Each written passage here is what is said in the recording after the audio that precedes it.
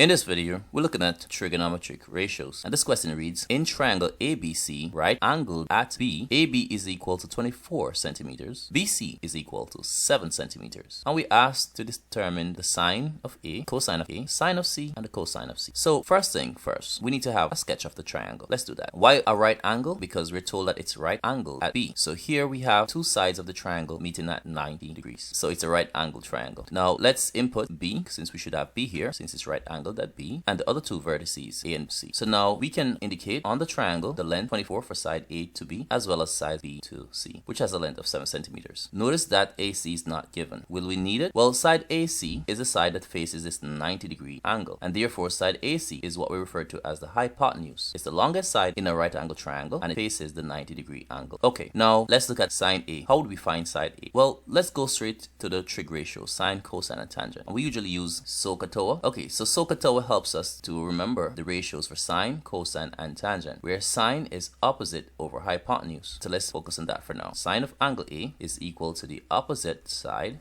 divided by the hypotenuse. Now, the sine of A is opposite over hypotenuse. So we need to look at angle A. And which side is opposite angle A? Well, we go straight to the angle and we go straight down, draw a line straight down, and the side where it hits, that is our opposite side. This is the side facing acute angle A, so we call that the opposite side. And the hypotenuse is AC. So if we were to put the information in, we say opposite side is side on BC and the hypotenuse side AC. But do we have the measurement for BC? Yes, that's 7 centimeters, B to C. AC, we do not have the measurement for that. And so what we need to do, we need to use the Pythagorean theorem or Pythagoras theorem to help us. That's when you're given two sides in a right angled triangle and you're supposed to find the third, like in this case, in order for us to determine AC. So the formula is the Pythagoras theorem goes by this formula: C squared equals A squared plus B squared, where C is the length of the hypotenuse and A and B are the other two sides that meet at 90 degrees. Do we have the measurement for the hypotenuse, which is C? No, that's C. But do we have the measurement for A and B? Well, any one of these could be A or B. So we're going to take the biggest one to be A, which is 24, and we square it, plus B, let's take that for be the smallest one, we square it. Now the reason why it doesn't matter which one is A or B is because addition is commutative.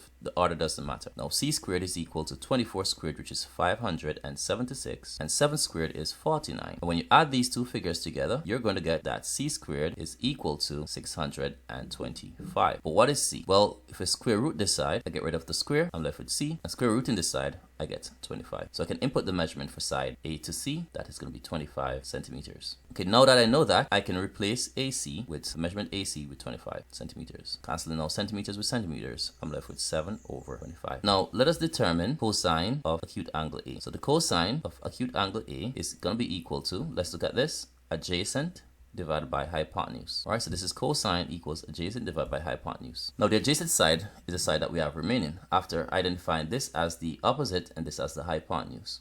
And one thing about the adjacent side, it has the acute angle considered as well as the 90-degree angle on it. So this is the side AB, which is the adjacent. It has both the acute angle A and the 90 degrees angle on it. It helps to form both. So the adjacent side is 24 and the hypotenuse is 25. Centimeters cancel centimeters and we are left with the ratio 24 over 25. Okay, so now that we have that, let's now proceed to look at part 2, the sine of C and the cosine of C. Okay, so now the sine of C is equal to the opposite over the hypotenuse. That the formula doesn't change regardless to which acute angle is being considered. It's always the opposite over hypotenuse for the sine, hence so SOA. Okay, so now let's figure out what's the opposite, which one is the hypotenuse. Now since we're no longer considering acute angle A but acute angle C, the opposite and adjacent will change. So let's place those. So acute angle C being considered, side that's opposite acute angle C is side AB. So this is now our opposite side because it's facing acute angle C. And adjacent is the side that's right next to the side that is right next to side